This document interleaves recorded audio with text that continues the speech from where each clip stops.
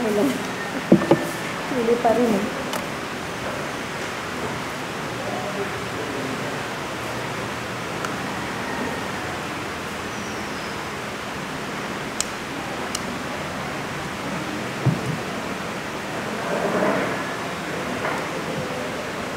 Morning. Are there other people? Pasok na po tayo lahat. So, magandang umaga sa ating lahat. And let's be thankful in our hearts dahil nagising tayo. God gave us another day to spend for Him. So, pwedeng sometimes, alam ko, meron dyan talaga very hectic ang past week. Very hectic. Ako, very hectic si Agnes. Very hectic. Max. But, we still give glory to God. Because our work comes from Him, our talent comes from Him, our resources come from Him. Lahat po galing sa Kanya. Hindi po galing sa atin. Ginagampanan lang natin ang binigay niya sa atin. And we are so thankful because we are part of His ministry, of His world, of His creation. Talagang privilege po na makapaglingkod sa Panginoon, privilege na sama-sama tayo, privilege na magkaroon ng mga kaibigan. Let's appreciate our friends and even our enemies. Let's appreciate everybody. At saka, actually, I realized something na minsan akala mo chill ka na sa edad ko, pero hindi pa rin. So, may mga times na sana hindi ko na lang ginawa. Kaso nagawa mo na. Sana hindi ko na lang sinabi. Kaso nasabi mo na. Meron naman times na may habit tayo na hindi natin matanggal. Pero may verse sa Philippians. Ayan, rejoice in the Lord always. I will say it again, rejoice. Let your gentleness be evident to all. The Lord is near. Do not be anxious about anything, but in every situation, by prayer and petition, with thanksgiving, present your request to God. And the peace of God, which transcends all understanding, will guard your hearts and your minds in Christ Jesus. So, yung peace ng Panginoon, yun yung mahalaga. Huwag tayong kunyari, magawa tayo, hindi tayo ng patawad, hindi tayo pinatawad, bigay natin sa Panginoon. Siguro nasaktan natin sobra, hindi na tayo mapatawad. Pero hindi na natin mababawi yun eh. So, it's all about giving it to God. So, everything talaga is in Him. And if there's a habit di natin ma-break, let's claim the power of the name of Jesus Christ to break all the chains in our lives. The chain of being enslaved to our work, enslaved to our, games, kung ano man yun. Let's all stand and claim the power, the name of Jesus in our lives.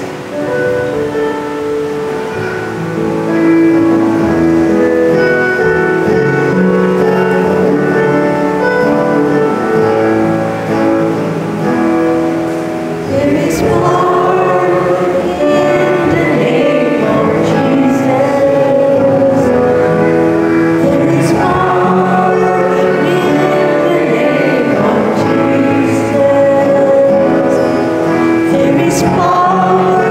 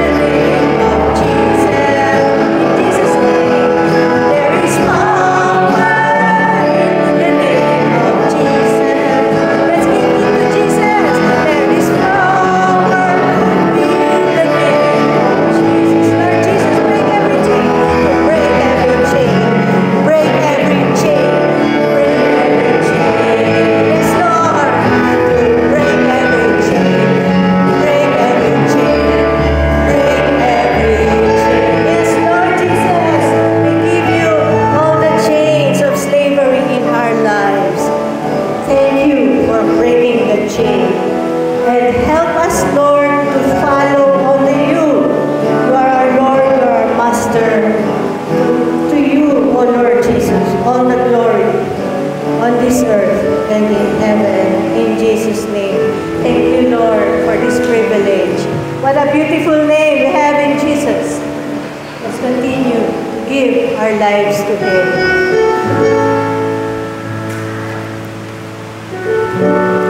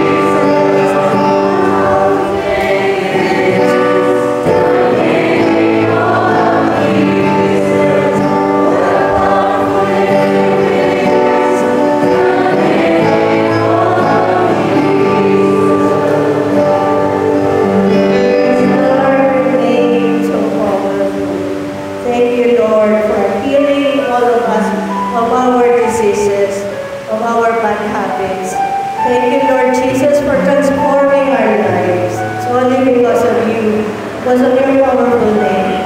Lord Jesus, we cannot see the enemy, Lord, but it is there.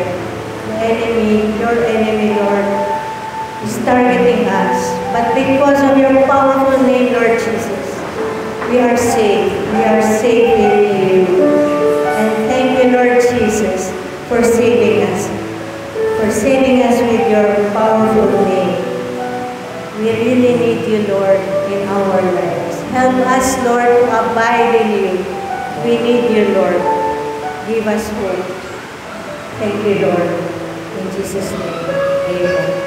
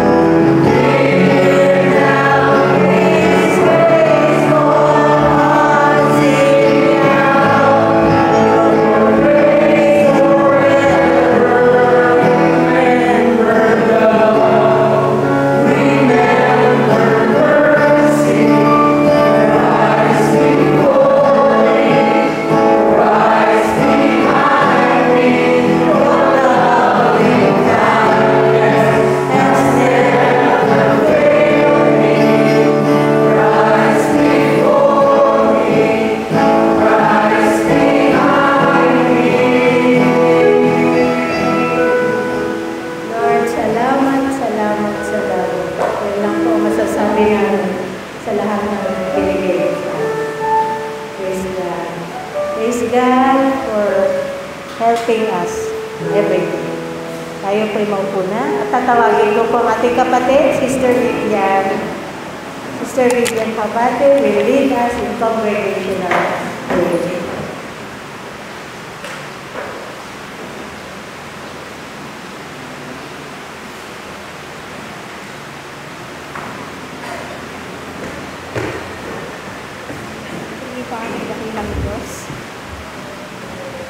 Samahan niyo po ako sa ating pananalangin.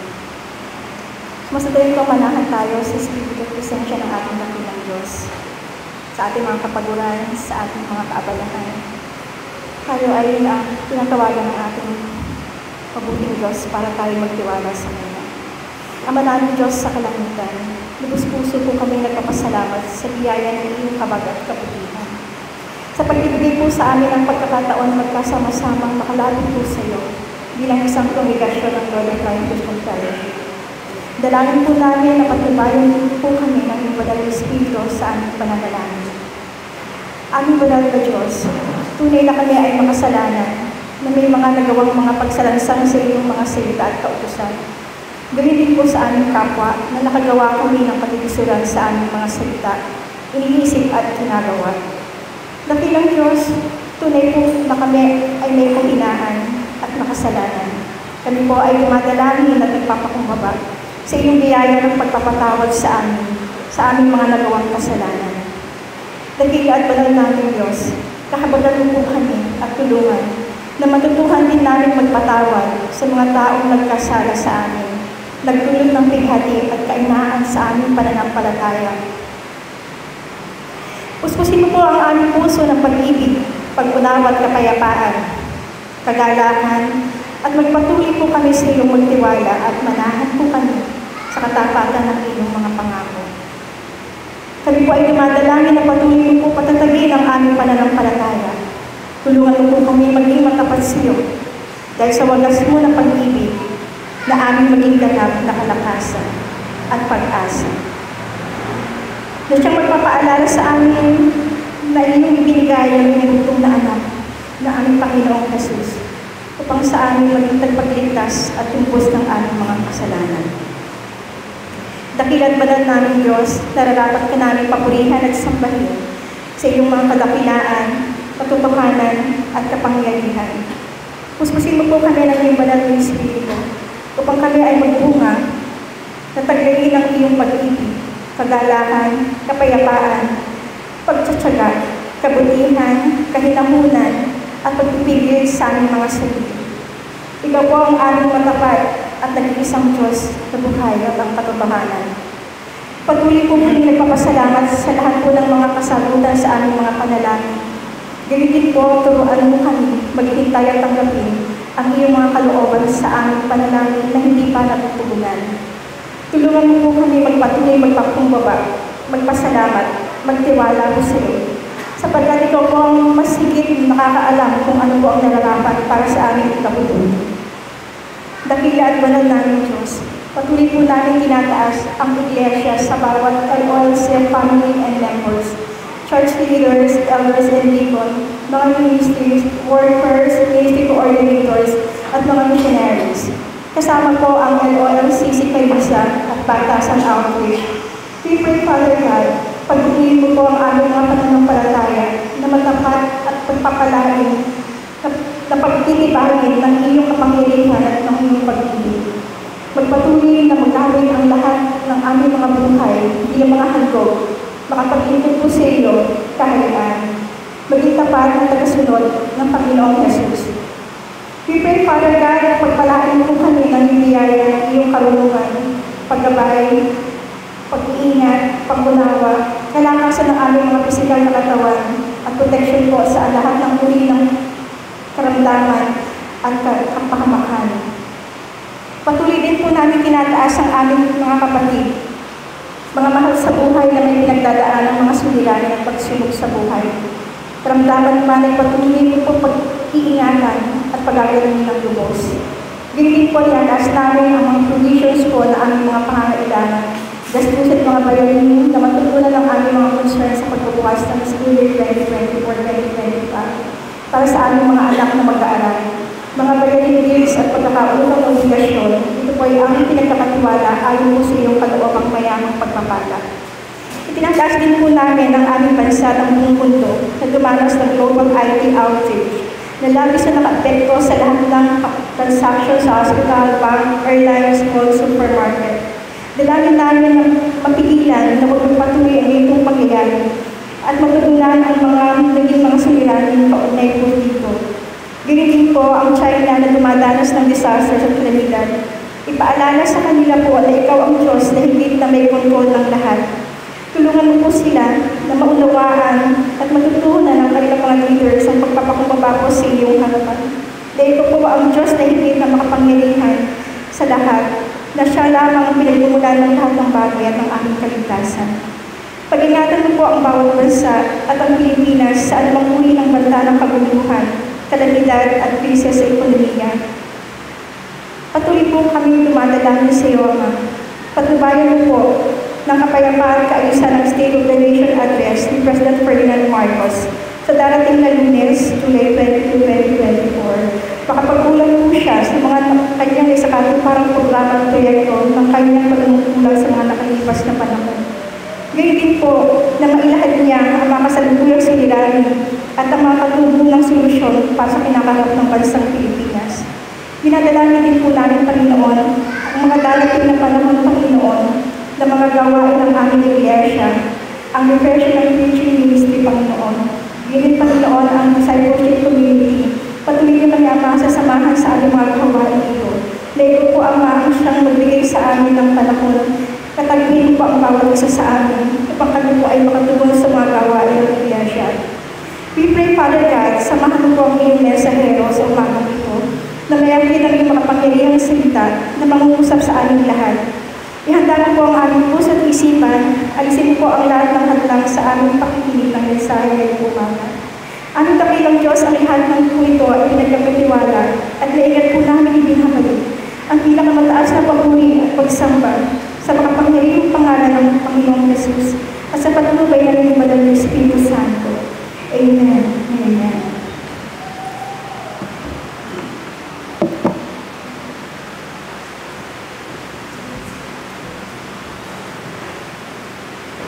Maraming salamat, Sister Vivian. Maraming salamat din sa Panginoon sapagkat pwede tayo lumapit sa Kanya anytime, anywhere. Kahit na tulog tayo, nandiyan ang ating Panginoon. At bago tayo umawit pa ulit tayo sa Panginoon, bigyan natin ang ating lakas at sigla sapagkat susunod nating awit, kailangan ng energy. At gusto ko lang i-share, bakit paborito ko itong awit na ito? Kasi I believe na ang Diyos ang nag-heal sa akin, sa aking cancer. With your prayers, with the prayers ng ating mga kapatiran, na I'm still, kasi dami kong nababalitaan, may isang pastor na kaibigan, bumalik yung cancer mo. At marami na rin akong na-outlive. So, it all belongs to the Lord, not us. And it is in His name, in Jesus' name, that we are here. Tayo po'y tumayo at awitan po natin ulit siya.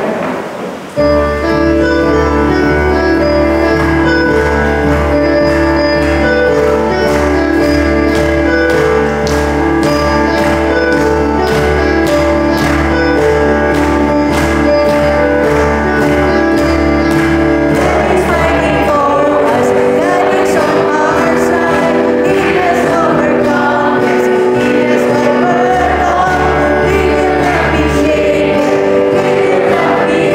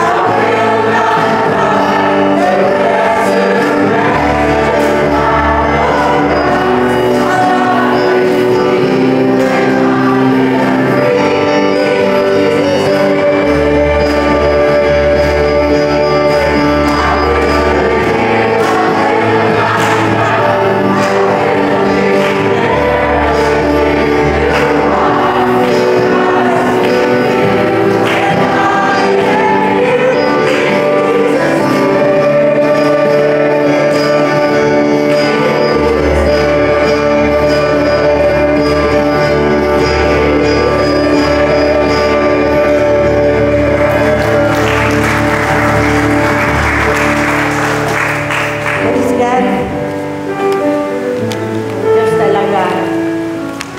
Tinulungan ako. Tinulungan tayo kumawin sa kanya. Hindi talaga na-predict ang buhay. At ang Diyos din ang nagpo-protect, ang nag-aaruga, at ang tumutulong sa ating mga misyonero. Ngayon ay missions man, tayo po'y maupo muna. At tatawagin ko ang aking kaibigan na si Chris and Dottie. Isa si Dottie? Chris. Isa si Dottie?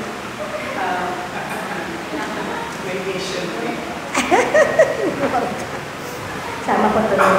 Hindi pa sila. Ewan ko lang ko sila na. May mission trip. May mission trip. Kasi akala na si Chris mo pala. Pagkatapos ko na mag-testimony si Chris at si Kuya Dong, mag-testimony.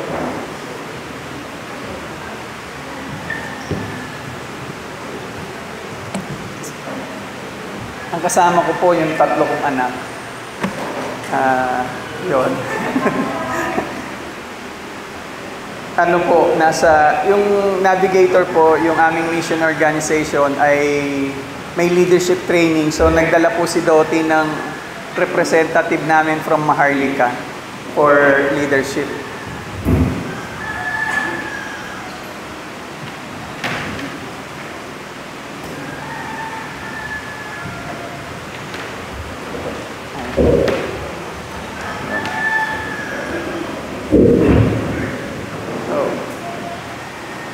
Okay.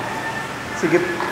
For this, ano po, ang aming, our story in God's story. Ay, may... Teka po. Hindi pala na... Sorry po.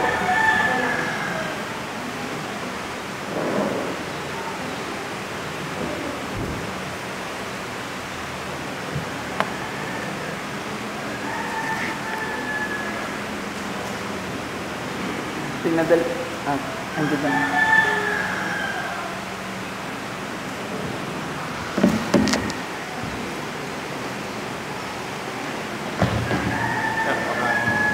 HDMI. Pero, Meron ba? may sakit si Oxy. Kaya pala. Pinadala namin sa kanya.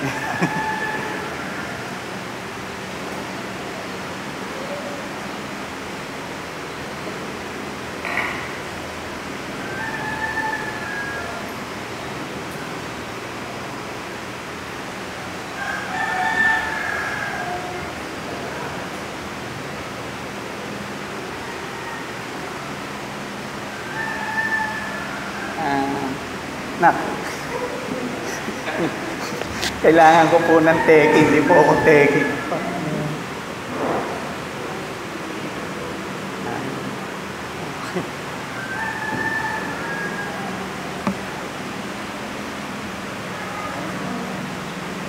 So, our story in God's story.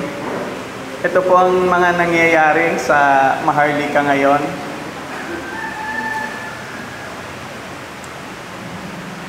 So, iisa-isayin po natin. Sa ngayon po, dito sa nakikita nyo, ito po ay kinekater po natin yung mga bata na Muslim na nag-aaral. At inaano natin sila, parang inaalagaan. Pumayag naman ng mga magulang na alagaan natin sila. Dahil din po naman sa liit ng bahay at saka siguro para makapag-aral din po talaga yung mga bata, ay atin po silang inaalagaan. At kasama na rin po dyan, lahat po yan ay tumanggap, tapos doon sila nagdi-devotion. So nakakapag-devotion sila at nakakahawak ng Bible. Meron din po mga nawala dyan dahil sa peer pressure at saka religious pressure. So meron din po. At saka yung yung sa soil, yung dahil sa trending, yung mga ML, eh mga nagsiwa, may mga nawala po dyan. Ito pong prayer meeting na to ay nagaganap every last Saturday of the month. Every time po yan.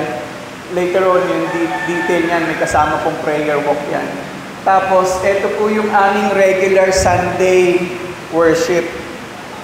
Alauna ng, basta after lunch siya. At makikita niyo po, mayroon na rin tumatayo every Sunday, hindi na lang po ako. So,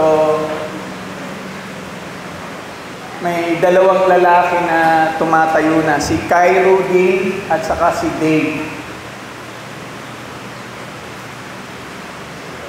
So meron pong mother's class na nangyayari ngayon. Mamaya, yung pong mother's class na yan ay nadidevelop din. Kumbaga mamaya ko rin po pakikita kung ano po yung parang nagiging proyekto para sa mothers.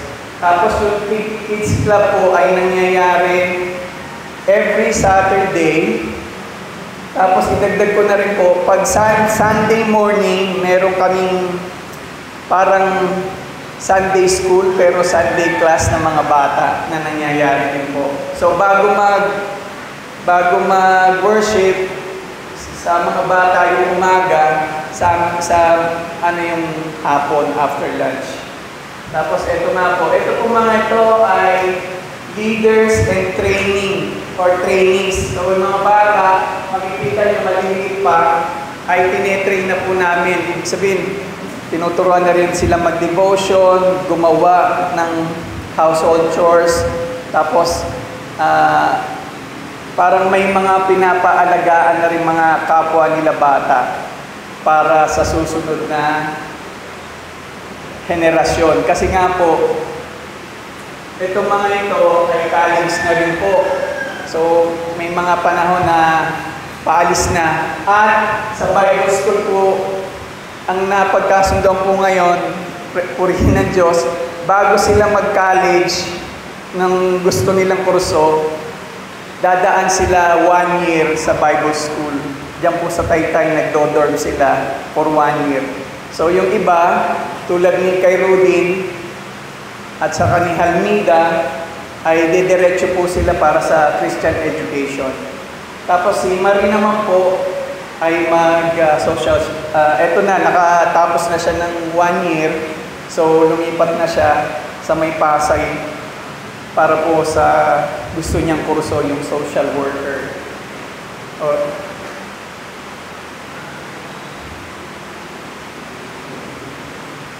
Ito po yung celebration ng aming mothers na nagaganap. Kumbaga, meron din pong mga involvement. Every Sunday, may mga mothers na uma-attend. Tapos, ayan po yung aming regular Sunday worship, may testimony time. At makikita nyo, walang nakakumbong kasi they have realized talaga na, kumbaga sila na mismo po yung naka-realize na, ba't ba natin kailangan pa to? So, hindi po namin sila inutusan or tinakot na huwag na kayo magganyan. So, na-realize nila yon. But, pag prayer meeting namin or every last Saturday, we encourage them na bring your malong and head cover para sa ating prayer, parang after ng walk, prayer walk, nagpe-pray pa rin kami sa loob ng school, ng center. Tapos, naka-ano kami, yung sa sahig, walang upuan po. So, yung head cover, at saka para ika nga makita ng community na hindi natin sila dinadala sa isang relihiyon na ayaw nila. So yun po yung ginagawa natin. So yan po yung sinasabi ko sa inyo, prayer walk, no? Hindi pa po namin nililibot yung buong Maharlika, pero malawak po yung Maharlika, na bro. Yun po ang inaano namin, nilalakad yung kaya po nilang, o kaya namin lakarin talaga, buong yung, ika nga yung mga major kalsada ng Maharlika, yun po ang aming nilalakad. At pagkatapos nun, ito po yung sinasabi ko, yan po ang pagkatapos ng lahat ng paglalakad, nasa sahig, nagpe-pray. At meron pong inaano namin na hindi man Arabic yung sasabihin totally na Allahu Akbar, pero meron kaming bowing at saka yung sahig. Para hindi nila malimutan kung saan sila galing at para maging nakita nila na kailangan pa rin namin abutin yung aming mga kababayan or katribo.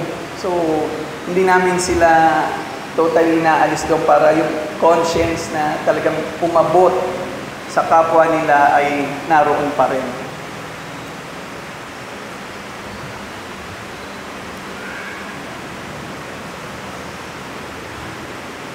Yan po, patungkol naman sa pamilya, graduate po yung aming, sabi ni Kuya Ando, may Korean na daw po akong anak. Ay, graduate po na siya ng college, Korean ng Diyos Nursing. So, sinelebrate po namin yung kanyang graduation. Tapos, ito pong dalawa, future leader namin. Ito po yung nasa Bible School na yung third year na siya pagpasok, Christian Tech. Pero sinasabi niya, gusto niya magpastor. Kapag pray lang po natin siya, dahil sinasabi ko rin po sa kanya na yung testimony mo kasi sa magulang, hindi ka pwedeng sabihin natin pastor agad eh. Kung teacher ka, magtrabaho ka, at tulungan ng iyong pamilya. Pero ito po, dahil ang background niya ay Catholic at na born again siya, so ang pamilya niya talaga ay non-Muslim. Napunta lang sila sa Maharlika dahil sa droga. Kumbaga yung tatay niya naging runner. So buong pamilya pinatira sa Maharlika at doon na tumira, doon na lumaki. Tapos nawala rin yung tatay na kulong, nawala na rin, may iba na rin. Yung nanay, nagkaroon ng kaso yung isang kapatid na delikado ang buhay dahil mas bata sa kanila. Kumbaga pangatlo sa bunso.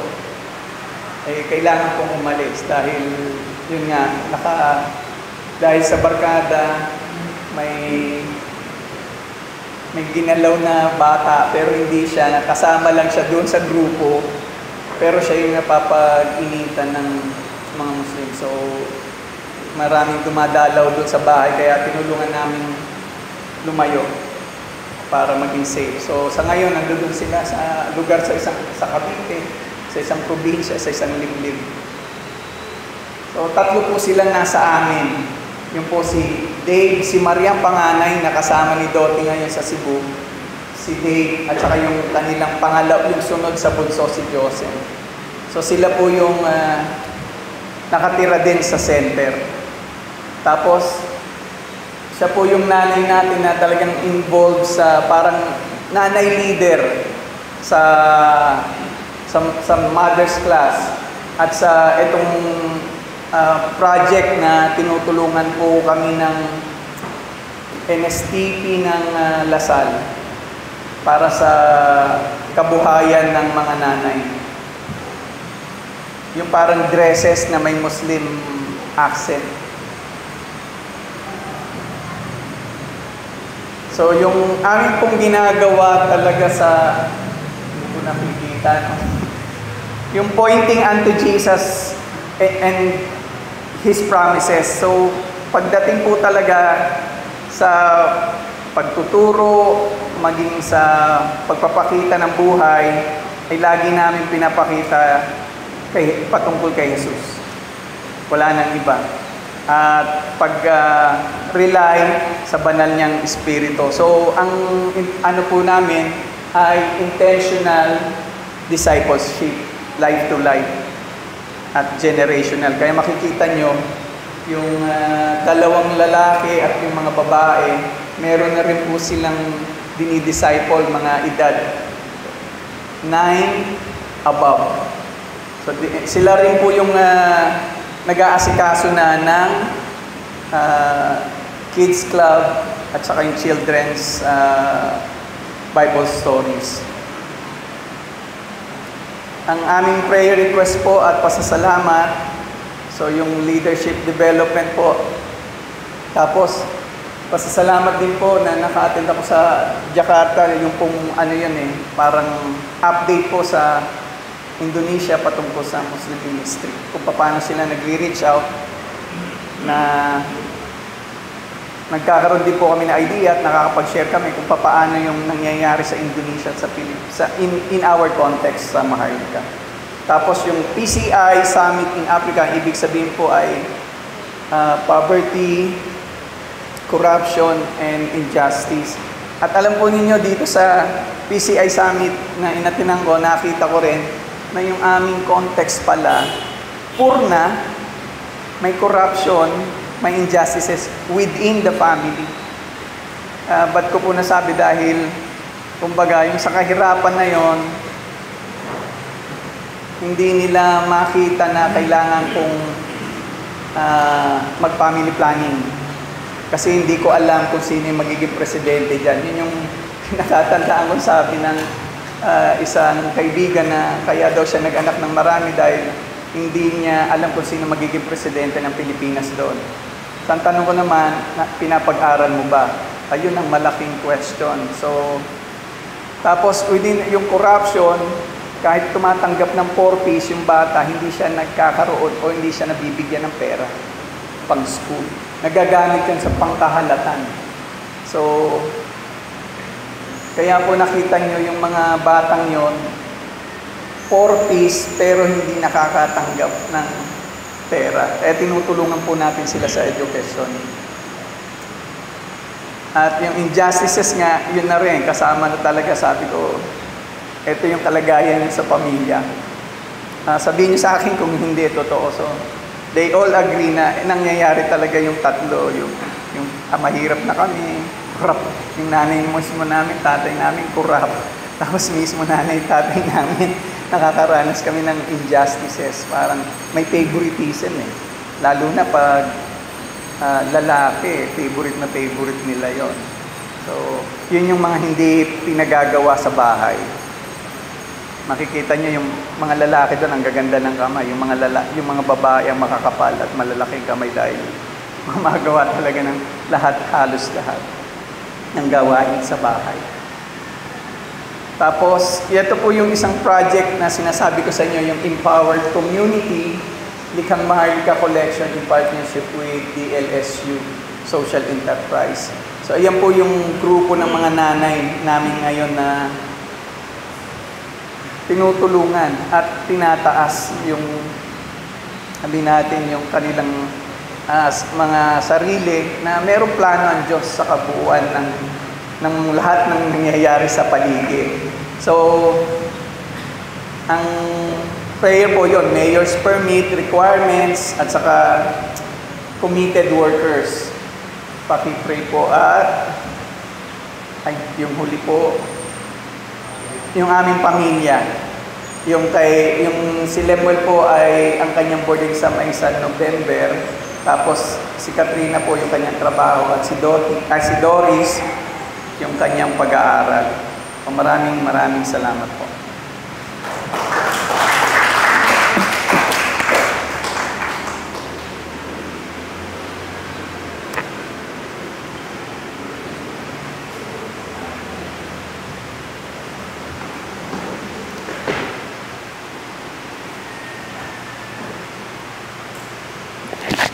Tayo po ay panalangin natin si Kuya Chris, Dati Lodi, at saka yung buong niyang pamilya, kasama na yung ministry na ginagawa nila. Panginoon, maraming salamat. Sa umagang ito, unang-una, kapayapaan na nagkaroon sa amin. Sa pag-iisip namin sa umagang ito, Panginoon, pero din sa buhay ng pamilya ni Biore na nakating dito. Salamat, Panginoon, sa mapayapang pag-ibig dahil sa katotohanan. May mga tao na tutulog, pero hindi na nag-ibig. Salamat, Panginoon, sa umagang ito dahil taglay pa rin namin ang lakas sa kaloob kasama ang malinaw ng paningin, pag-iisip, pananalita, at pandinig. Sa umagang ito, Panginoon, nagpapasalamat kami sa buhay ng mga asawa Brother Chris, Sister Glory, sa kanilang pagpapagal sa mahal kita. Para sa mga batang kanilang nilulog, develop, tinuturuan, pinakakain, hindi lamang ng literal na pagkain, maging pagkain, spiritual. Salamat, Panginoon, sa kanilang buhay na patuloy mong ginagamit. Sa gitna, Panginoon, ng vertical na lugar na kanilang kinakatakian, Panginoon. Salamat dahil hindi mo sila pinababayaan. Napag tagumpayan nila, Panginoon, ang masamang threat, death threat, pagkukontak sa kanilang buhay. Sa mga nakalipas na panahon at ngayon, Panginoon, salamat dahil nakikita namin kung paano mo sila ginagabayan, binibigyan sila ng ating loob. Lord, patuloy namin pinasasalamatan, Panginoon, maging ang mga kabataang positive ang response sa kanilang ginagawa, sa kanilang pag-aaral, pagsunod sa mag-asawa ng Panginoon, pagpapasabing sa kanila. Maraming salamat, Panginoon, sa lahat ng mabubuting bagay na patuloy na ginagawa mo sa mag-asawa nito, maging sa kanyang buong pamilya, Panginoon. Sa mga batang nakapagtapos, Panginoon, sa pag-aaral dahil sa kanilang tulong, sa mga batang nahubog ang pananampalataya sa Panginoon sa Kristo dahil sa kanilang pagtulong, Panginoon. Dahil sa kanilang pagtataga, naturuan sila, Panginoon, upang kumilala sa iyo. Salamat, Panginoon, sa lahat ng mga kabataan doon na nakatapos ng pag-aaral dahil sa kanila at sa tulong mo, Diyos, para mapagtagumpayan nila po yung Panginoon, anumang pagtulong ko sa lugar, Panginoon, sa maharlik. Panginoon, tinataas din po namin ang panalangin para sa kanilang project, Lord.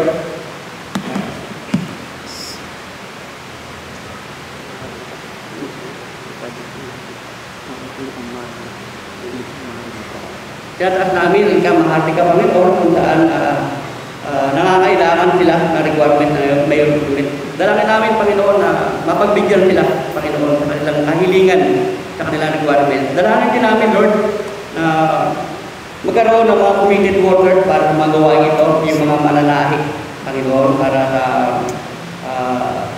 kanilang plano, kanilang project na ito, Lord. At dinadalangin din namin, Panginoon, na patuloy mo silang gabayan sa kanilang mga plano. Anuman, Panginoon, ay kabubuti, mga kapangangailangan, Panginoon, sa kanilang center sa Taguig. Lord, we pray na patuloy mo silang pagpalain sa lugar na ito. Provide mo po, Panginoon, ang kanilang mga pangangailangan, Lord.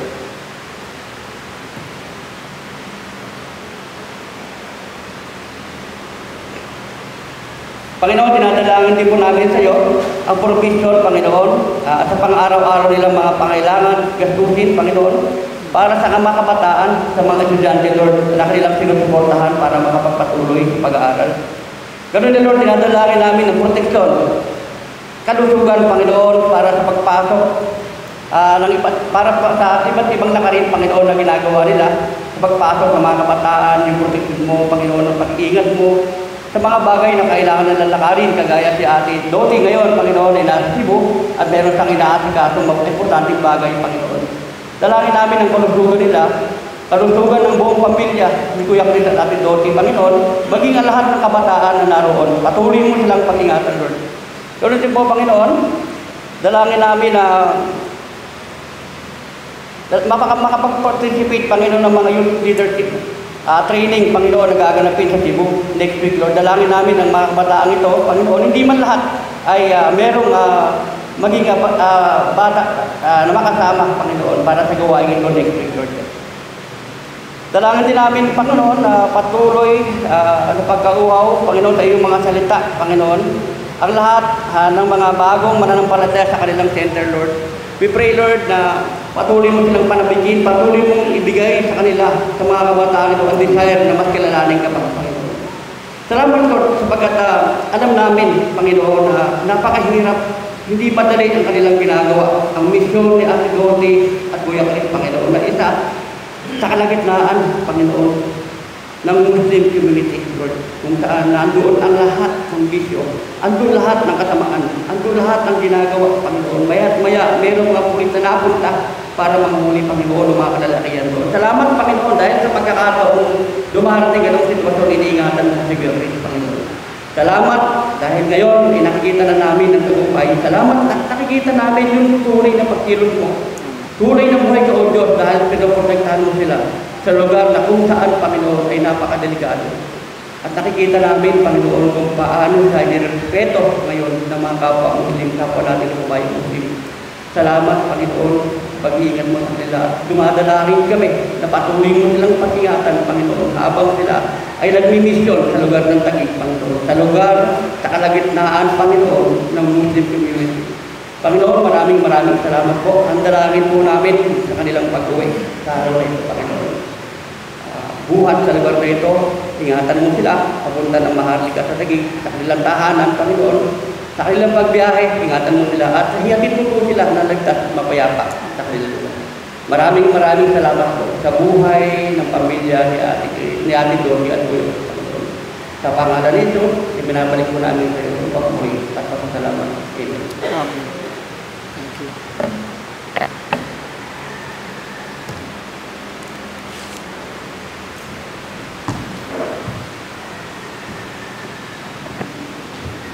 Praise God. Talagang napakagaling ng Panginoon. Napakadakila. So tayo ngayon ay gagawin na, handa po natin ang ating mga puso para sa salita ng Diyos na share sa atin ni Kuya Le, Brother Le.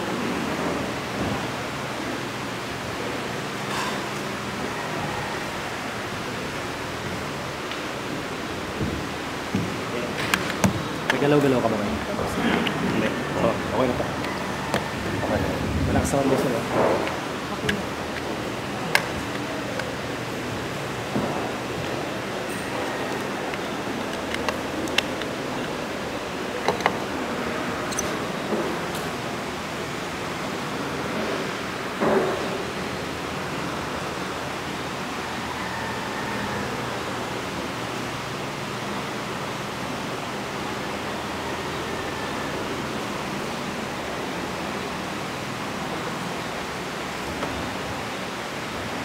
Magandang umaga po sa ating lahat. Itinalaga po natin ang buong July bilang Missions Month. Kaya bawat linggo ay meron tayong featured na missionary. Kasama natin ang mga sila Kuya Chris ngayon at ang kanyang pamilya. Pero kasama sa ating pagkilala at pakikisa sa ginagawa ng Diyos sa buong mundo, ginagawa natin itong Missions Month natin. Isang buwan kada taon. Bahagi po ng realidad ng missions, lalo na sa context ng buong mundo, ay may mga bansa pa rin, marami pa rin bansa na mahirap maging misyonero. No? Yung nakikita niyo po sa slide ay map ng Open Doors International. Isa silang international organization na minomonitor ang persecution sa iba't ibang bansa, lalo na ng mga Christians.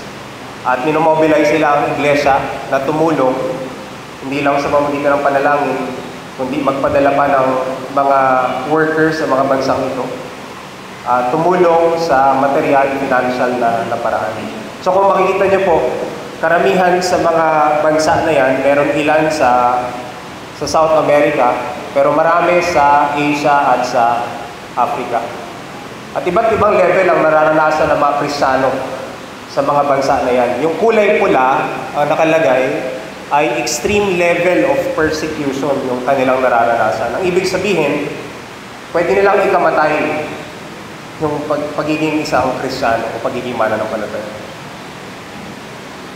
Ngayon, hindi ko po alam kung alam natin yung pakiramdam na gano'n. No? Pero realidad ito sa kanila. At kung titingnan natin yung top 10 na bansa na kung saan pinakamahirap at fatal na maging Christian, number 1 ang North Korea. At karamihan ng mga bansa na yan ay nasa Asia. At 90% sa kanila ay Muslim country. Islam. Kung magiging totoo po ako sa inyo, nahihirapan ako sa paghahanda. Nahihirapan ako sa paghahanda, lalo na kung ang talata ay persecution ng context. Dahil ano ba naman ang alam nating mga Pilipino, no, na tinaguro ang Christian country sa Asia tungkol sa persecution na naranasan ng ating mga kapatid na nasa ibang bansa. So karamihan sa atin hindi pa nakukulong dahil sa ating pananampalataya. Karamihan sa atin ay hindi pa nalagay sa bingit ng kamatayan dahil sa ating pananampalataya. Pero naging kaaliwan sa akin ang salita ng Diyos at yun yung authority ng ating ipapangaral sa ngayon, hindi yung ating pakiramdam. At gusto ko po kayong imbitahan na makinig, no? Dahil kahit hindi natin ito nararanasan sa ating konteksto, ay at least may naisip akong 3 dahilan kung bakit kayo dapat makinig sa salita ng Diyos. Una, ang persecution ay hindi lang nararanasan sa national level o sa global level. Katulad ng binahagi ni Kuya Chris kanina, pwede maranasan ito locally, sa loob ng isang pamilya, sa community. Pwede ikaw lang ang Kristiyano sa iyong pamilya. O saan ka ng iyong pamilya mo lang yung Kristiyano. So meron kang form of persecution na nararanasan. Pwede rin naman na ang nararanasan mong persecution ay internal, no? Huwag natin kakalimutan na ang Christianity nagsimula na isang sekta ng Judaism noong panahon nila Apostle Paul. So kasama nilang sumasamba kay Yahweh yung kanilang mga kasama. Tinatrato lang silang minority, isang sekta ng Judaism. Pero dahil lumaki sila, naging threat sila, at yun yung naging isa sa mga dahilan kung bakit sila pinersecute. Pangalawang dahilan ay hindi natin alam kung anong mangyari bukas. Maaari sa konteksto natin ngayon, hindi pa natin nararanasan yung persecution.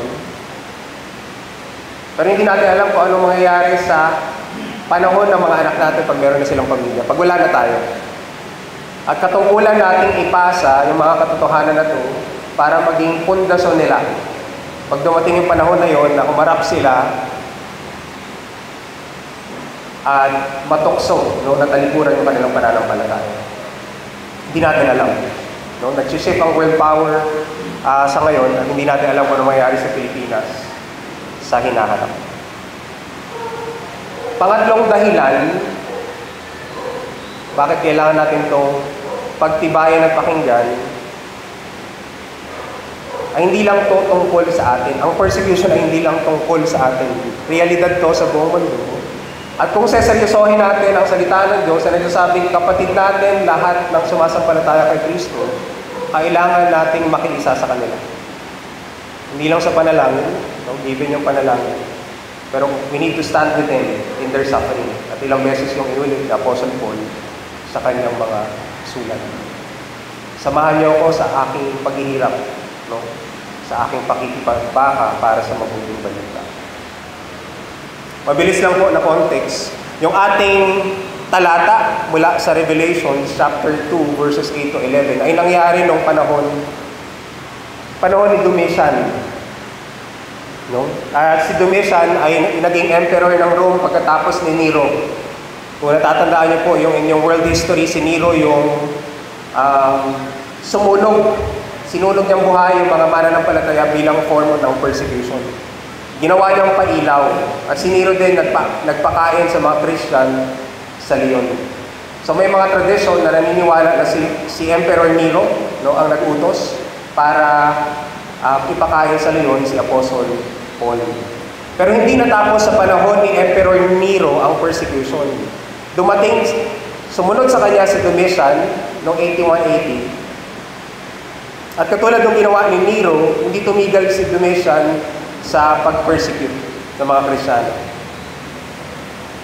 In fact, according to tradition, si Apostle John rather, na sumulat ng Revelation, ay bago niya ipatapon sa isla ng Patmos, ay pinakuluan niya muna sa kumukulong mantika. Siya rin na nagpapatay kay Simeon, na naging bishop ng Jerusalem, kay Dionysius, na bishop ng Athens, at kay Nicodemus.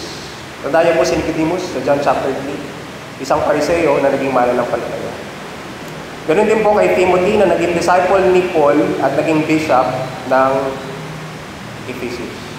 So sa panahon ni Domitian, ay inutusan niya ang lahat ng mga Kristiyano, no, na talikuran yung kanilang paniniwala. At kung hindi, ay papatayin nga sila. Katulad ni Nero, lahat ng natural calamity katulad ng famine, nararanasan nila kahit lindol ay sinisisi sa mga Christians. So ganun ka-hostile, no, sa mga Kristiyano yung mga panahon na yun. Pwede lang natin ito makita sa picture, mabasa, pero realidad ito sa kanila. At sa harap ng persecution na yun, meron lang dalawang option o pagpipilian. Compromise or faithfulness. Totoo ito sa lahat ng kilala nating character sa Bible. No? Sa harap ng kamatayan, titiklop ka ba o pangahawakan mo yung pananampalataya? At yun yung option o choice na meron ng mga believers na sinulatan ni Apostle John, no, sa school. So ang tatalakayin po nating talata ay galing sa Revelation chapter 2 verses 8 to 11. Maganda na meron kayong Biblia at bukas yung Biblia na yon sa bahagi na yon ng Revelation. No? Buksan niyo po sa Revelation chapter 2 verses 8 to 11. At makikita niyo, ito yung pangalawang iglesia na sinulatan ni Apostle John nung nasa isla sa Patmos. Unlike other churches, walang pinuna, no, na negative ang Panginoong Jesus sa church sa Smyrna. Pero marami tayong matututunan patungkol sa kung paano sila, no, naging tapat at patuloy naging tapat. Ang Smyrna po sa ngayon ay ang modern Izmir na nasa Turkey. So totoong lugar, nag-exist pa rin. At kahit officially Muslim sila as a country, marami sa kanila ay disillusioned na sa Islam at dahil sa current political climate.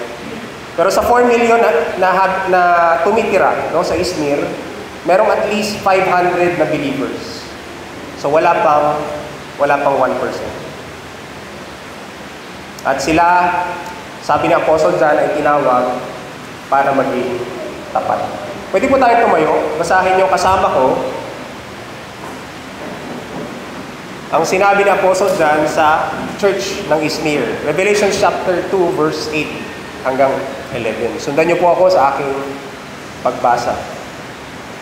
Ito ang mensahe niya na siyang simula at katapusan ng lahat. Na namatay ngunit muling nabuhay. Alam ko ang inyong pagtitiis. Alam ko rin mahirap kayo, ngunit mayaman sa espiritual na mga bagay. Alam kong hinahamak kayo ng mga taong nagsasabing mga Hudyo sila, ngunit ang totoo ay mga kampon sila ni Satanas. Huwag kayong matakot sa mga paghihirap na malapit na ninyong danasin. Tandaan ninyo, ipapabilanggo ni Satanas ang ilan sa inyo upang subukan kayo. Daranas kayo ng pag-uusig sa loob ng 10 araw. Manatili kayong tapat hanggang kamatayan at gagantimpalaan ko kayo ng buhay na walang hanggan. Kayong nakikinig, pag-isipan niyong mabuti ang sinasabi ng banal na Espiritu sa mga iglesia. Ang magtatagumpay ay hindi makakaranas ng ikalawang kamatayan. Manalangin po tayo.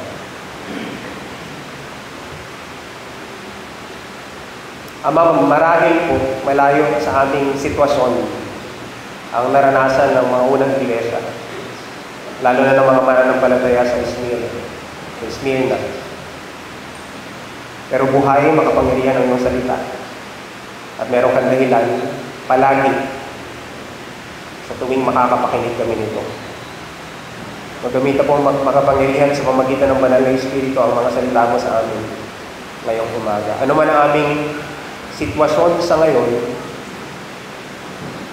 at kahit po sa haharapin namin sa mga susunod na araw, linggo, buwan at taon.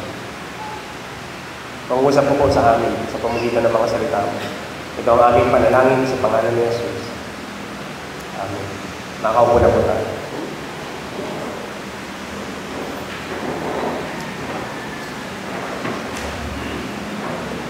So maliwanag po yung encouragement, no, sa ating binasa, encouragement ni Apostle John sa kanyang mga sinulatan. Ang sabi niya, daranas kayo ng pag-uusig sa loob ng 10 araw, pero manatili kayong tapat hanggang kamatayan. At gagantimpalaan ko kayo ng buhay na walang hanggan. Manatili kayong tapat. O manatili kayong faithful, no? Sa context mo ng Revelation, pag sinabing faithfulness o katapatan, ito ay may kinalaman sa pagtsatsaga, endurance, pagtitiis. No? Hindi ko alam kung anong mga karanasan sa buhay yung pwede nating iugnay sa mga salita na yun. Pero ibig sabihin ng faithfulness ay hindi lang pagtitiis, pagtsatsaga, kundi pagtsatsaga hanggang dulo. Kaya nga ang madalas na ginagamit na picture sa Bible ng isang faithful na Kristiyano ay Kristiyano na tumatapos ng race or karera. At meron siyang reward, no, sa dulo. Kung hindi atleta, ay isang sundalo na natapos yung kanyang misyon. No, misyon na inutos sa kanya ng kanyang superior. So faithfulness implies passing the test, finishing the race. At sa atin, ibig sabihin, hanggang dulo ay ang hindi natin pagtalikod, no, sa ating relationship sa Panginoong Jesus. May 5 lessons patungkol sa katapatan o faithfulness ang makikita tayo sa mga talata na ito. At doon ko rin kukunin yung mga prinsipyo. 5 lesson. No? At iisa-isahin po natin yun. Ang una, na makikita natin mula sa talata, ay maaari tayong maging tapat hanggang sa wakas dahil saklaw ng ating Panginoon ang kasaysayan. We can be faithful to the end because our Lord, Jesus Christ, encompasses history. Siya ay Diyos ng kasaysayan. Kaya ang sabi po, bago sabihin ni Apostle John o ihatid yung mga salita na tinanggap niya, ang sabi niya, these are the words of Him who is the first and the last. Salita ng nauna, nasa una at sa huli. Ganun din niya sinumulan yung kanyang sulat. No? Kung babasahin natin chapter 1, verse 4, ang greeting ni Apostle John sa kanyang mga sinulatan, grace and peace to you from Him who is, who was, and who is to come. Ang sabi niya sa verse 8, I am the Alpha and the Omega, who is and who was and who is to come, the Almighty. Sa verse 17, do not be afraid, I am the first and the last. We can be faithful because our Lord encompasses history. At ilan na pong world power, no, ang dumaan sa ating kasaysayan. No? Kung titingnan ang mundo ng Biblia, andyan yung Assyria na sinakop yung Northern Kingdom. Pagkatapos nila yung Babylon, no, na sumakop, kaya si Daniel ay napunta sa Babylon. After ng Babylon, ang Persia. After ng Persia, ang Greece. After ng Greece, ang Rome. Nung panahon na sinulat to ni Apostle John, Rome, no? Bansang Roma, yung Roman Empire, ang current world power. Pero marami pang sumunod sa Roman Empire pagkatapos nun. At kung makita yung diagram, hanggang year 2000, no, pwedeng kilalanin o kinikilala na US yung world power. Sino po ang world power sa ngayon? Ang sino at tinuturing natin na world power? Maraming ginamit si Apostle John dahil apocalyptic literature ang sulat ng Revelation. So maraming figures at symbols. Pero sabi ng isang Bible scholar, human rulers become beasts. So maraming figure ng beast na nasa Revelation. Pero sabi niya, human rulers become beasts when they assign divinity to their power and economic security and demand total allegiance to it. Babylon was the beast of Daniel's day, followed by Persia, then Greece, and now Rome in John's day. The pattern stands for any later nation who acts the same. So, sino ang bansa na naghahari-harian at umaakto na parang Diyos sa kasalukuyan? ang comfort na meron tayo, ang Diyos na sinasamba natin ay Diyos ng kasaysayan. Hindi niya pa nilikha yung mundo, andun na siya. At alam niya kung anong mangyari sa hinaharap. In fact, ang sabi sa chapter 1 verse 5, ang Panginoong Jesucristo ang namumuno sa lahat ng hari ng mga bansa. Dahil siya ang Diyos na kasaysayan, siya rin ang namumuno sa lahat. At hindi siya nagugulat kung nagkakaroon ng shift, no, sa dynamics ng world power sa ngayon. At nararanasan po natin, no, hindi na US, no, yung nawawala na paunti-unti ng kapangyarihan ng US. Hindi na katulad dati yung decisive dominance na meron siya. Nararanasan natin yun sa ating panahon. We can be faithful hanggang sa huli because our Lord is the God of history. Pangalawang katotohanan na pwede nating panghawakan. We can be faithful to the end because our Lord conquered death. Jesus conquered death. No? Hindi lang siya ang una, hindi lang siya ang huli. Ang sabi, these are the words of Him who died and came to life again. Siya ang unang nabuhay mula sa mga patay. Chapter 1 verse 5. Chapter 1 verse 18, I am the living one. I was dead, and now look, I am alive forever and ever. And I hold the keys of death and Hades. Ako'y buhay magpakailanman, namatay ako, pero masdan mo, buhay ako at hindi na muling mamamatay. Nasa ilalim ng aking kapangyarihan ang kamatayan at ang lugar ng mga patay. Hindi lang siya basta namatay, tapos nabuhay. Ang sabi dito sa talata, sa verse 18 ng chapter 1, nasa ilalim niya, nasa ilalim ng kanyang kapangyarihan, ang kamatayan at ang lugar ng mga patay.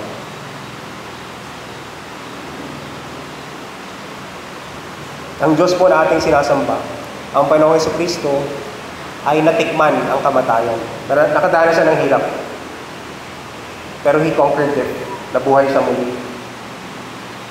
At wala akong alam na Diyos ng ibang religion o pinuno ng kung anumang movement o religious na grupo ang nakagawa nun.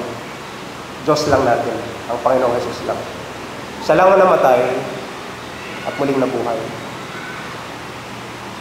Kaya siya lang ang may karapatang magsabi na nasa kanyang kapangyarihan ng kamatayan.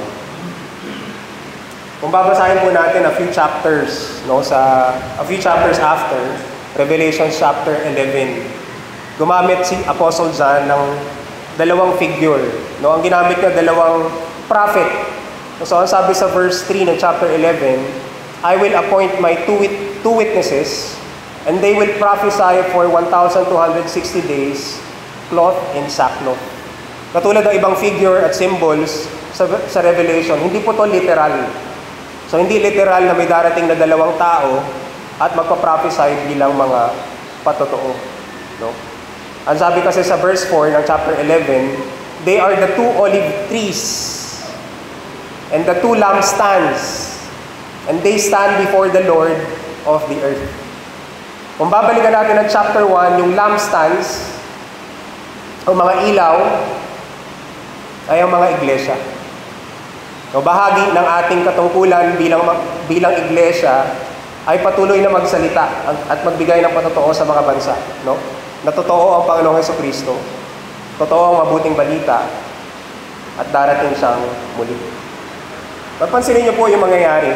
Ang sabi sa verse 7, when they have finished their testimony, the beast that comes up from the abyss will attack them and overpower and kill them. Mamamatay sila. Pero hindi natapos yun ang kwento. Ang sabi sa verse 11, after the 3.5 days, the breath of life from God entered them, and they stood on their feet. And terror struck those who saw them. So this is consistent dun sa overall message ng Revelation. Ang mga mananampalataya na tunay na susunod kay Kristo ay makakaranas ng paghihirap, persecution. Oo, makakatikim sila ng kamatayan. Pero dahil ang Diyos na sinasamba nila ay namatay at muling nabuhay, ganun din yung mangyayari sa kanila at yun din yung ating pag-asa. So hindi lang sa Diyos ng kasaysayan, Diyos siya na namatay at muling nabuhay. Diyos siya ng kamatayan, Diyos siya ng buhay. Pangatlo, we can be faithful to the end because our Lord is fully aware of our suffering and truth. Alam ng Panginoon lahat. No? Alam. Ilang beses inulit yung phrase na I know. No? Sa Tagalog translation, 3 beses. Sa NIV sabi niya, I know your afflictions and your poverty, yet you are rich. I know about the slander of those who say they are Jews and are not, but are a synagogue of Satan. Maaari tayo maging tapat hanggang sa wakas dahil lubos na nalalaman ng ating Panginoon kung anumang pagdurusa at alam niya din ang katotohanan. Binanggit ko kanina na ang kasalukuyang emperor nung time na sumulat si John ay si Emperor Domitian. No? Pinapahirapan niya, pinapakulong, pinapapatay yung mga Christians. Kasama sa persecution na nararanasan nila, ay maapektuhan yung kanilang hanap buhay. Dahil sino ba naman ang tatanggaping empleyado ang isang Kristiyano, no, na hindi nagpapailalim sa pamamahala ng Rome, lalo na yung pagsamba sa kanilang emperor. Dahil talamak nung panahon ni Apostle John yung imperial cult. No, sinasamba nila kahit yung kanilang Diyos-Diyosan.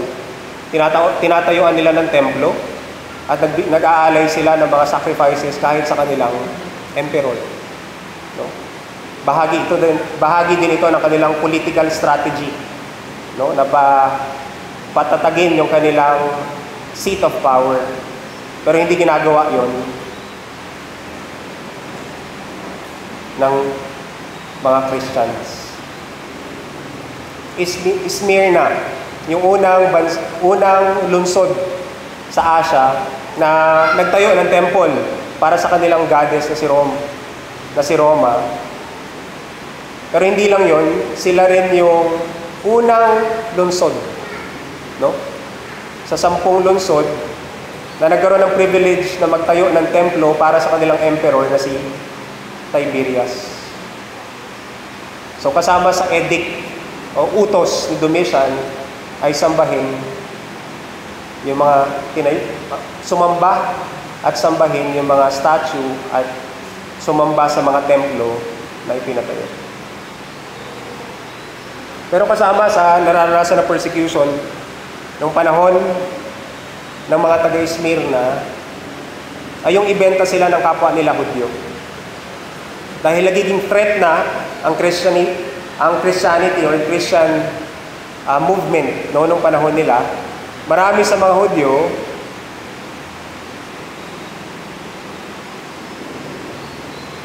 ay ibinebenta sila.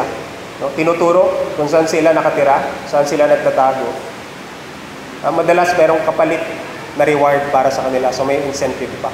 So kung pag-aaral natin yung Book of Acts, makikita natin doon na ang kalaban, no, nila Apostle Paul ay nagpo-persecute sa kanila, hindi necessary lang gagaling sa mga hindi Hudyo, kundi kasama nilang mga Hudyo na ini-steer at gumagawa ng disinformation patungkol sa kanila at doon nagsisimula yung riot. Kaya nakulong si Apostle Pablo. So mahirap maging Kristiyano noong panahon ni Domitian. Pero itong sabi ng Panginoon. Sabi niya, alam ko ang inyong pagtitiis. Alam ko rin, mahirap kayo, ngunit mayaman sa espiritual na mga bagay. Alam kong hinahamak kayo ng mga taong nagsasabing manghudyo sila. Kapwa nila mga kababayan, kadugo, pwedeng kapamilya. Ngunit ang totoo ay mga kampon sila ni Satanas. So pwedeng mangyari, no, mismo sa loob ng simbahan manggaling, no, yung persecution. At yun yung isa sa mga dahilan kung bakit nag-struggle din ako sa paghahanda, no? Dahil sa ating konteksto, sa ating bansa, minsan tayo mga Christians pa ang namamersecute sa iba, no, kahit mga hindi mananampalataya. Pero totoong karanasan para sa kanila. At mahirap, no, mabuhay ng kanilang tayo. Pero ang comfort ay alam ng Diyos. Alam ng Diyos yung kanilang pinagdadaanan. Wala nakakatakas sa kanyang awareness at kaalaman. Alam niya rin kung sino ang tunay na kanya.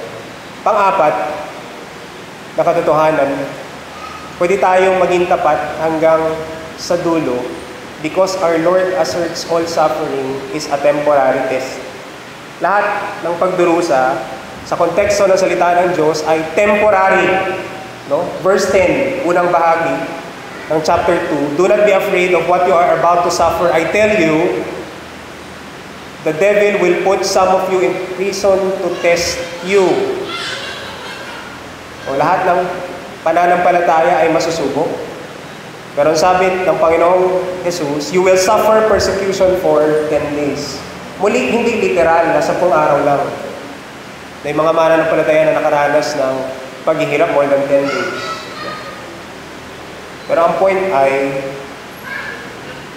may hangganan. Hindi pa nga bang buhay. 10 araw. No? 10 araw. At ang purpose ay para masubukan kung totoo yung kanilang pananampalataya. Masubukan, ma-refine. At maraming talata sa Biblia, no? Hindi ko na i-flash sa slide lahat. Pero ang sabi ng Panginoong Jesus sa John 16, I have told you these things so that in me you may have peace. In this world you will have trouble, but take heart, I have overcome the world.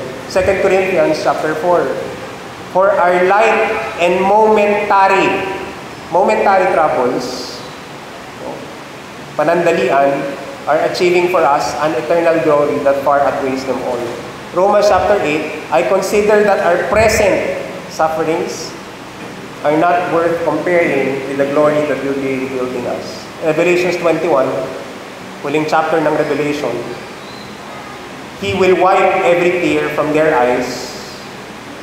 There will be no more death, or mourning, or crying, or pain. For the old order of things has passed away.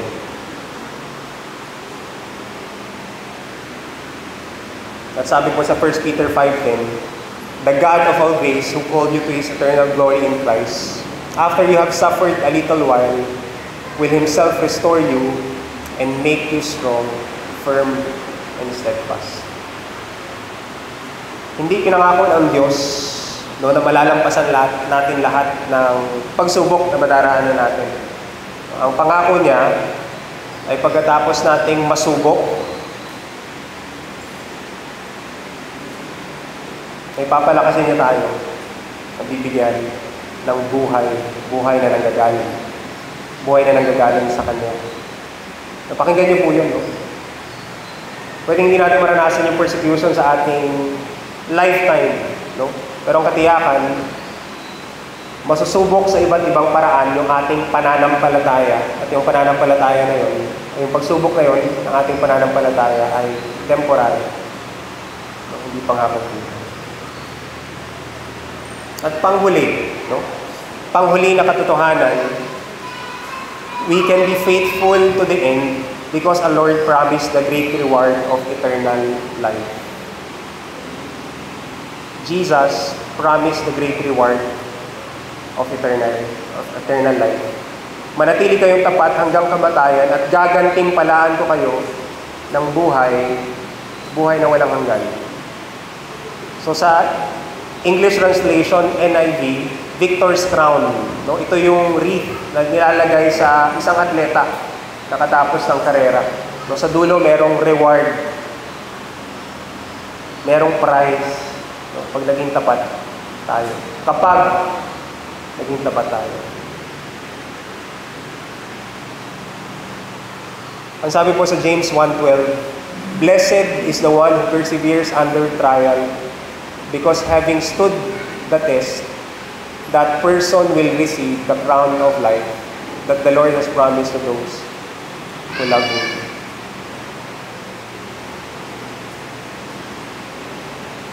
That person will receive the crown of life that the Lord has promised to those who love Him.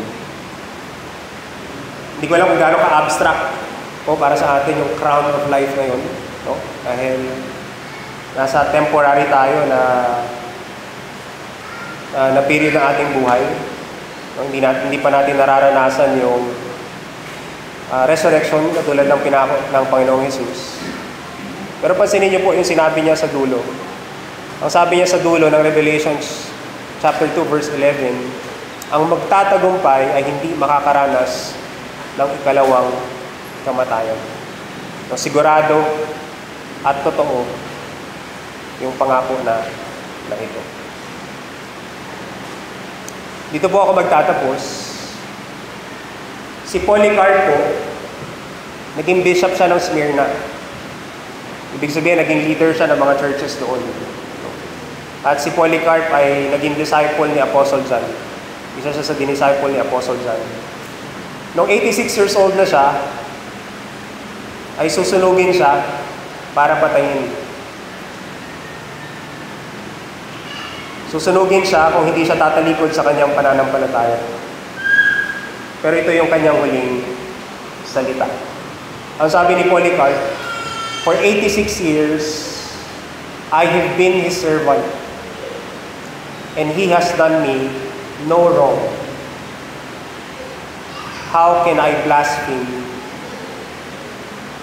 my King who saved me? How can I blaspheme my King who saved me?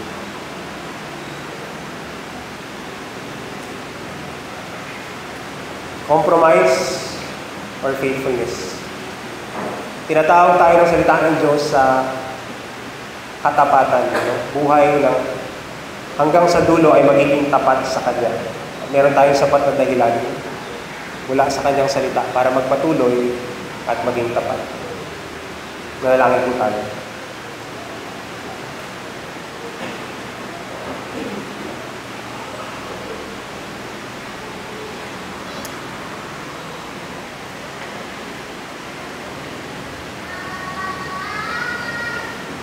Ama, nagpapasalamat po kami at patuloy na sumasamba sa katotohanan na ang Diyos na aming pinaglilingkuran, sinasamba. Diyos na umibig sa amin.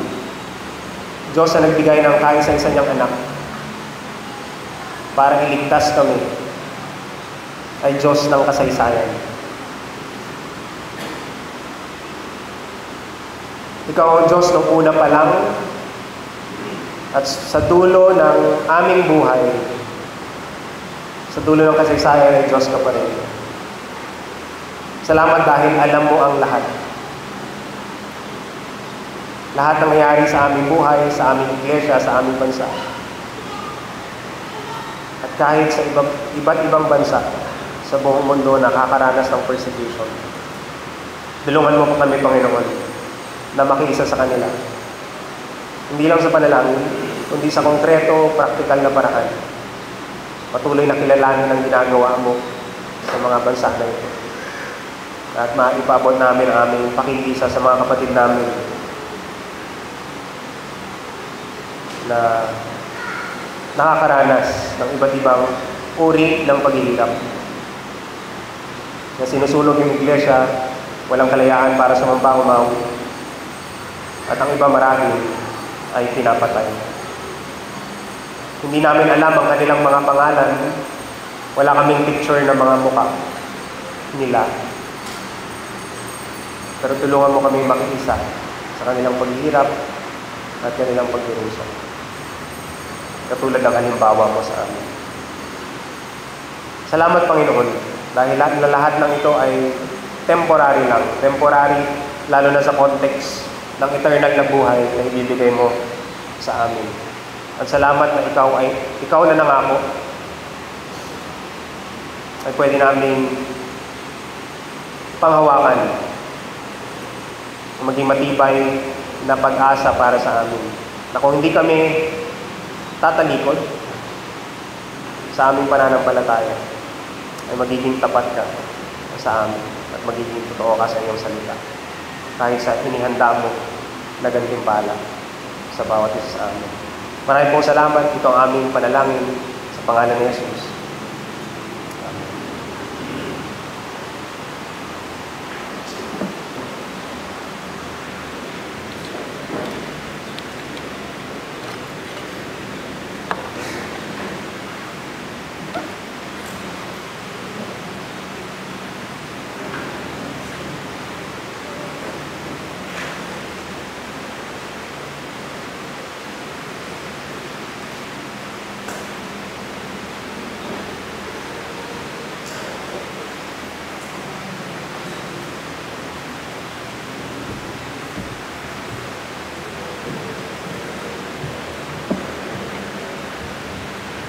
Maraming salamat, Kuya Len, Brother Len, ating kapatid na sila. So, let us remain faithful. Ihanda po natin ang ating puso para sa ating tithes and offerings. Balik natin sa Panginoon ang mga biyaya. A portion of the blessings that He gave us. Tawagin ko po si Elizabeth Sandala.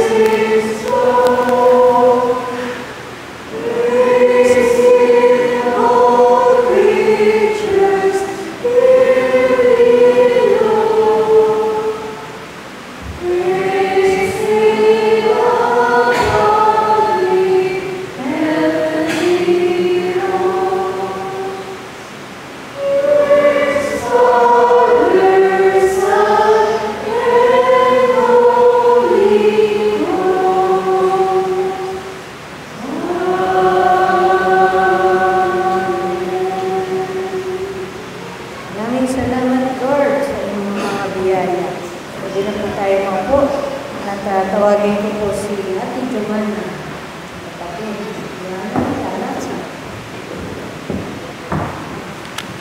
Ayan po, mayroon po tayo mga announcements. This afternoon po, pagkatapos po ng ating worship service, ay patuloy na gagawin ng ating pag-meet bilang Community of Disciple Makers ng 1 o'clock to 3 o'clock p.m. So open po ito sa lahat ng discipleship group leaders at meron po tayong isi-serve na lunch pagkatapos po ng ating service. So pwede po tayo mag-fellowship bago po ang ating meet. Pagdating po ng Wednesday ng 7 o'clock p.m., magkakaroon po tayo ng prayer meeting pero po online po na ito. At si Ate Raquel Naig po ang ating facilitator para po sa atin. Sa darating pong linggo, 9:30 a.m. ang ating worship service. Ako po ang worship leader next week. At ang ating preacher po ay si Pastor Sam Castro sa 2 Timothy 2:20-23. Ang kasangkapang magamit-gamit sa sambahayan ng Diyos. Pagkatapos po ng worship service next week, ay magkakaroon din po tayo ng preaching clinic kasama rin po ni Pastor Sam Castro from 1 o'clock to 5 o'clock p.m. dito po sa Lola Carmen. So open po ito sa lahat ng interesado na kalalakihan or kababaihan po na gusto mag-preach dito po sa harapan. Pwede rin po ito sa mga youth na interested in the future sure na mag-share ng word kahit po sa ating mga youth hangout. So, kung sino po ang interesado para dito po sa refresher na to, lumapit lang po kay Tito Aldo para rin po bilang kung ilan po ang sasama kasi mag-serve din po ng lunch para sa araw na yun. At kasabay po nun ay meron din pong youth hangout dito po sa Doña Carmen. Dito? Sa taas. So, dito po tayo sa taas at sa baba po ang teaching clinic. So, yung mga youth po, meron din tayong lunch na isi-serve sa araw na yun. At magkita-kita po tayo kasi meron tayong hangout. So, invitado po ang lahat ng ating kabataan na sumama dito sa gawain. Ayan po, meron din po gaganapin na Biblical Worship and Liturgy na pangunahan po ni Pastor Ronel de Lima at saka ng APCO Worship Committee. So ito po ay gawain ng APCO at ito ay gaganapin sa August 3, 2024 from 8 o'clock a.m. to 5 o'clock p.m. sa APCO Center, Quezon City. So open po ito sa worship team. Kung kayo po ay singer or worship leader or musikero kahit po sino, or kung meron po kayong pagdanais na matuto tungkol sa worship, di naman po kailangan na kayo ay parte ng worship team. Pwede rin po tayong dumalo sa gawain po na ito. So kung tayo po ay interested, 300 per head po ito. At pwede po kayong lumapit sa akin kung gusto po natin sumama sa gawain na ito para po sabihan natin ang APCO na kung ilan ang dadalo mula sa Lord of Life. Tawagin ko po si Ate Laila para po sa ating Treasurer's Report for July.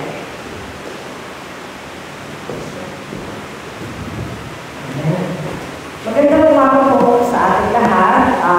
Sa ngalan po ng buong council ng Lord of Life Restaurant Friendship, kami po ay mag-uulan ng kaperahan or ang material na lagay ng kaperahan natin itong nakaraang June 2024. So mag-uumpisa po tayo sa ating cash receipts, nandiyan po sa ating LED. Ang tithes and offering po through online banking, meron po tayo 26,050 pesos. Meron po tayo tithes and offering through offering bag, 43,686 yan. Meron din po tayo natatap mula sa social concern, 4,670 pesos. Plus yung ating po interest ng bangko as of June 2024, 181 pesos and 92 cents. Ang total ng cash receipts natin last month, just June, is 74,587.92. Now, dito naman po tayo sa general fund ng ating simbahan.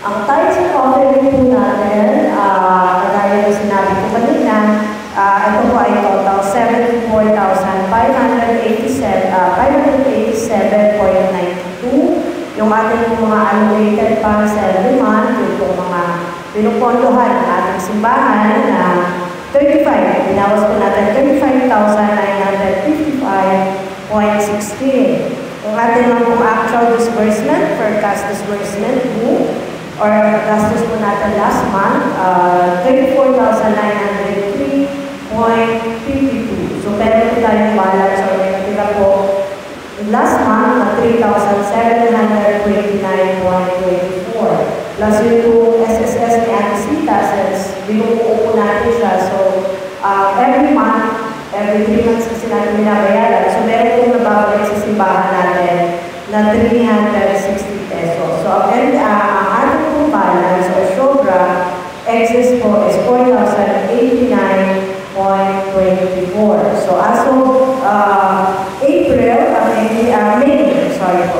May po, ang ending balance po natin last May is 329,025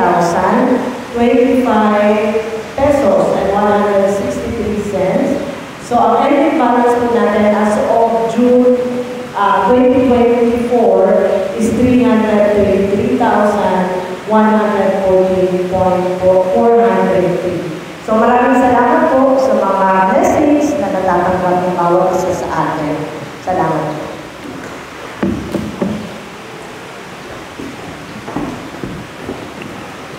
Thank you, Adelaide.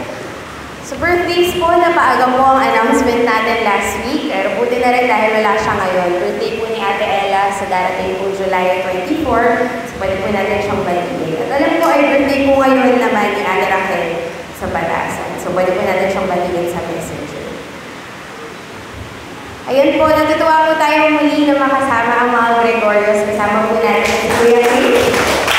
Pwede po ang kanyang mga anak, si Len, si Kat, at si Doris. So, ayun po, welcome po ulit sa Lord of Life at sana makasama po natin kayo ulit next time. Magpatian po tayo.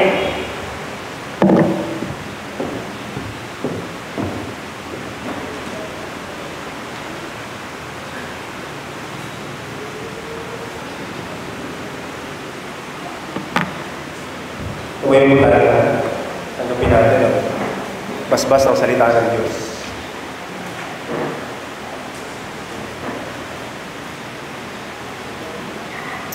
Sabi niya po sa pahayag, sumainyo nawa ang pagpapala at kapayapaang mula sa Diyos na siyang nakaraan, kasalukuyan at darating. Mula kay Jesucristo, ang tapat na saksi, ang panganay na anak, ang unang binuhay mula sa mga patay at pinuno ng mga hari sa lupa.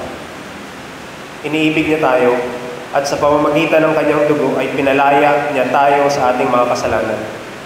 Ginawa niya tayong isang lahi ng mga pari na naglilingkod sa kanyang Diyos at Ama. Kay Jesucristo ang kapurihan at kapangyarihan magpakailanman. Amen. Manatili po tayo na nakatayo para sa Panginoon.